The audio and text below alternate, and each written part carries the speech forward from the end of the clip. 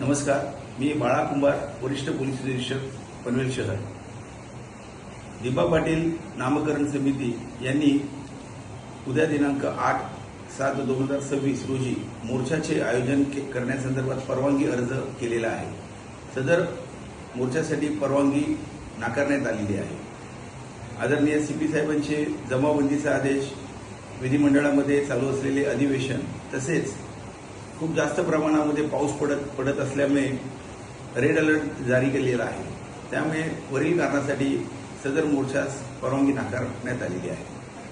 माझी सर्व पनवेलवासियांना व आजूबाजूच्या नागरिकांना विनंती आहे की त्यांनी उद्याच्या मोर्चाला येऊ नये.